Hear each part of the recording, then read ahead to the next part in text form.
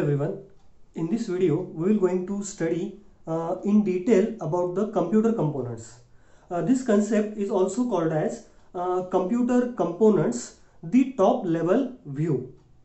Now, there are basically two architectures which are studied for understanding the basic diagram of the computer. That architectures are known as, the first architecture is known as von Neumann architecture, and the second architecture is known as Harvard architecture. Von Neumann architecture and Harvard architecture. Now, what is there inside the von Neumann architecture? As we know that when we are processing some data in the computer system, that data is not only processed, but the data with the instructions are taken from the memory system inside the CPU. Now, in the von Neumann architecture, the scientist says that inside the memory, the instructions and data will together going to occupy their seats. Means inside the memory there will be instructions as well as data. But on the other hand side, inside this Harvard architecture, this scientist says that the instructions will be there in some one memory and the data will be there in some another memory. So that is the basic difference between the von Neumann architecture and Harvard architecture. So whenever we talk about the von Neumann architecture, this particular diagram will come in front of our face. This is the main memory, and inside this main memory we are observing that instructions and data together are available. तो जैसे कि मैंने आपको बताया था कि computer को basically तीन इंपॉर्टेंट कंपोनेंट होते हैं. तो पहला होता है सीपीयू, दूसरा होता है main memory and there is a IO module also. तो मेमोरी में ओनली डेटा स्टोर नहीं होता है, डेटा भी स्टोर होता है एंड उसके एसोसिएटेड इंस्ट्रक्शंस भी मेमोरी में स्टोर्ड रहते हैं. तो जब भी हम लोग कंप्यूटर की बात करते हैं तो it is always said that the computer is a program processing device. Computer is a program processing device. जो भी आप लोग एक्टिविटी आपके कंप्यूटर में करते हो, फॉर एग्जांपल आप लोगों ने स्टार्ट के बटन पे क्लिक किया, स्टार्ट के बटन पे क्लिक करने के बाद आपके सामने एक विजार्ड आता है और उस मेनू में से आप कुछ सॉफ्टवेयर एप्लीकेशन सॉफ्टवेयर सिलेक्ट करते हो और वो एप्लीकेशन सॉफ्टवेयर आप लोग ओपन करते हो. For example MS word. तो एमएस वर्ड को आप लोगों ने क्लिक किया और वो एमएस वर्ड आपके सामने फिर बाद में ओपन हो जाता है. एमएस वर्ड आपके सामने ओपन हो गया. तो ये जो एमएस वर्ड है ये एक बेसिकली प्रोग्राम है और वो प्रोग्राम्स मल्टीपल प्रोग्राम्स रन होके एक एमएस वर्ड आपके सामने रन हो रहा है. तो इसका मतलब तो ये हो गया कि कंप्यूटर सिस्टम में जो भी आप लोग एक्टिविटी कर रहे हो, कैलकुलेटर आप लोगों ने ओपन किया है, MP3 फाइल को रन किया है, राइट, एक कोई मूवी आप लोग आपके कंप्यूटर पे देख रहे हो, तो हम लोग ये कहेंगे कि you are running a program inside the computer system. Now the core of the subject is that only in computer architecture and organization.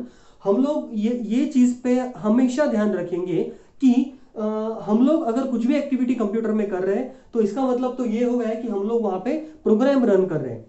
तो अगर हम लोग प्रोग्राम रन कर रहे हैं तो program it is actually a group of instructions. बराबर है, program it is actually a group of instructions. तो इसका मतलब तो ये हो गया कि हम लोगों को बहुत सारे इंस्ट्रक्शंस रन करने पड़ते हैं बैकग्राउंड में. तो जब इंस्ट्रक्शन को रन करते हैं तब प्रोग्राम रन होता है, right. So this is the basic understanding for understanding all the further concepts. तो ये computer components top level view में हम लोग अभी ये जो पूरा डायग्राम है, मतलब मेन मेमोरी है, सीपीयू है, आईओ मॉड्यूल है, इनको डिटेल में अंडरस्टैंड करने वाले हैं. तो क्या होता है ना कि जब कभी भी हम लोग मेन मेमोरी, सीपीयू और आईओ मॉड्यूल इनको एक दूसरे के साथ कनेक्ट करने की बात करते हैं तो वहां पे सिस्टम बस comes in the focus. Now what is a system बस? सिस्टम बस is basically interface between main memory, CPU and IO module. System bus in regular terms it is also called as a group of wires. System bus it is also called as a bus which is made up of address bus, data bus and control bus. Address bus, data bus and control bus. तो ये आपके CPU में अगर आप लोगों ने देखा तो वहां पे ग्रुप ऑफ वायर्स आपको सीपीयू में मिलते हैं. तो वहां पे ये होता है ना कि एड्रेस बस जो है वो एड्रेस कैरी करता है, डेटा बस ये डेटा कैरी करता है एंड ये कंट्रोल बस वो ऑपरेशन पे कंट्रोल करता है, मतलब रीड ऑपरेशन करना है या राइट ऑपरेशन परफॉर्म करना है. तो ये बस ये पूरे मॉड्यूल्स को एक दूसरे के साथ कनेक्टेड रखता है. main memory here it contains instructions as well as data because आजकल जो कंप्यूटर हम लोग देखते हैं तो उसके ये they are all the examples of von Neumann architecture, क्योंकि इंस्ट्रक्शंस और डेटा ये टुगेदर रहता है आजकल के कंप्यूटर्स में. तो यहाँ पे भी देखो मेमोरी में जनरली क्या होता है ना कि मेमोरी ब्लॉक्स होते हैं, right. Memory blocks are available in sequential format. So in the blocks the data bits are stored.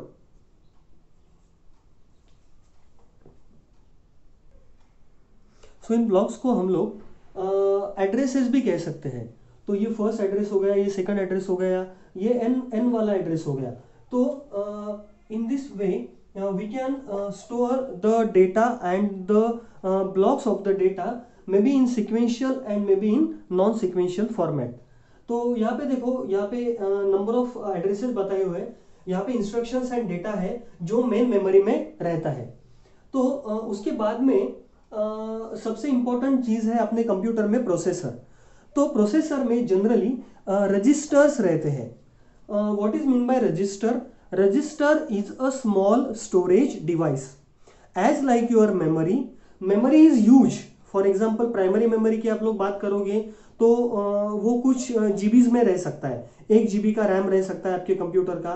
तो जो मेन मेमोरी रहती है वो उससे भी कम साइज की रहती है. तो जनरली क्या होता है ना कि memory stores instructions as well as data. In central processing unit there are some important registers which are helpful in operation of the information. तो यहाँ पे कुछ रजिस्टर्स रहते हैं. तो ये रजिस्टर्स हम लोगों को जो भी आपको ऑपरेशन परफॉर्म करना रहता है कंप्यूटर सिस्टम पे, तो वो ऑपरेशन परफॉर्म करने में this registers plays a vital role. तो पहला रजिस्टर यहाँ पे है प्रोग्राम काउंटर, राइट. तो प्रोग्राम काउंटर क्या करता है? This is a program counter. Now what does the program counter do? Program counter always points at the next instruction to be executed. तो इसका मतलब तो ये हो गया कि हम लोगों को जब भी कोई एक्टिविटी परफॉर्म करनी रहती है तो इसका मतलब तो ये है कि कुछ प्रोग्राम हम लोगों को रन करना पड़ता है, मतलब कंप्यूटर को रन करना पड़ता है. अगर कंप्यूटर को प्रोग्राम रन करना है तो उसको ग्रुप ऑफ इंस्ट्रक्शंस को रन करना पड़ेगा. और अगर उसको ग्रुप ऑफ इंस्ट्रक्शंस को रन करना है तो जब भी हम लोग प्रोग्राम लिखते हैं तो प्रोग्राम का एग्जीक्यूशन पहले लाइन से कंपाइलेशन पहले लाइन से स्टार्ट होता है. तो पहले लाइन से दूसरे लाइन तक, तीसरे लाइन तक and so it goes to the last line. इसका मतलब प्रोग्राम का एग्जीक्यूशन ये स्टेप बाय स्टेप पूरे इंस्ट्रक्शन को एग्जीक्यूट करने के बाद, कंपाइल और एग्जीक्यूट करने के बाद वो पूरा प्रोग्राम एग्जीक्यूट होने वाला है. तो ये प्रोग्राम काउंटर सबसे पहली चीज करता है कि ये पॉइंट करता है पहले इंस्ट्रक्शन के तरफ. It points always at the next instruction to be executed. To define the work of the program counter, it always points at the next instruction to be executed. Next, instruction register. So what does the instruction register do? Instruction register stores the instruction which is to be executed currently. Next, this is the MAR, memory address register. So memory address register will do one thing. Next cycle में memory में से कौन सा data लेने का है, तो ये काम मेमोरी एड्रेस रजिस्टर करेगा. मेमोरी बफर रजिस्टर क्या करेगा, हम लोगों को मेमोरी में से जो डेटा पे ऑपरेशन करना है तो वो data temporarily in the form of units this memory buffer register will going to store. इसका मतलब जो डेटा पे हम लोगों को रीड ऑपरेशन परफॉर्म करना है तो ये मेमोरी बफर वो डेटा स्टोर करेगा. मेमोरी के ऊपर अगर कुछ डेटा लिखना है, राइट करना है, तो ये मेमोरी बफर रजिस्टर वो डेटा स्टोर करेगा. तो करंटली जिस डेटा पे ऑपरेशन करना है, मे बी रीड करना है, मे बी राइट करना है, तो ये data memory buffer register store करेगा. Now this is about these are the registers which are related with the memory system. Now IO registers are related with the IO devices. IO address register ये एक चीज करेगा कि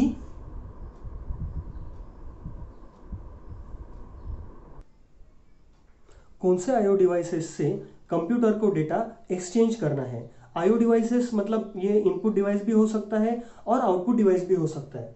तो कौन से IO devices से डेटा अपने को एक्सचेंज करना है तो ये IO रजिस्टर उसका ट्रैक रखेगा.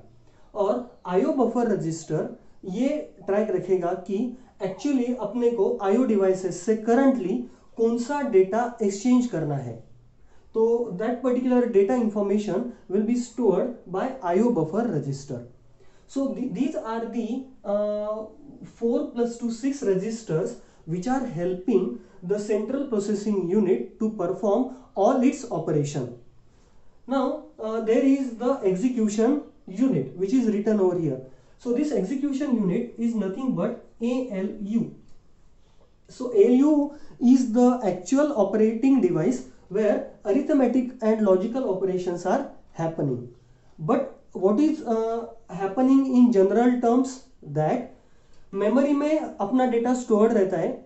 तो जब कभी भी कोई यूजर कोई रिक्वेस्ट देता है कंप्यूटर सिस्टम को, फॉर एग्जांपल कि open the paint application, so this is the request given by the user to the computer system. At that time what happens, वो जो एप्लीकेशन है उसका सेटअप सेकेंडरी स्टोरेज में memory में store रहता है. तो मेमोरी में से वो डेटा हम लोगों को प्रोसेसर में लेना पड़ता है with the help of IO devices. तो हम लोग क्या करते हैं कि ये सारे रजिस्टर्स का यूज करके वो एप्लीकेशन को प्रोसेस करते हैं और वो प्रोसेस होने के बाद उसका इनपुट और आउटपुट अपने सामने अपने GUI में दिखता है. तो ये पूरे रजिस्टर्स हम लोगों को हेल्प करते हैं सो दैट कि हम लोग अपना काम कंप्यूटर सिस्टम पे इजीली परफॉर्म कर सके. And this is the last module which is known as IO module. And this IO module is actually helping us in taking the inputs and giving the output. So this is what about all the top level view or von Neumann architecture of the computer system and a detailed understanding of all the computer components.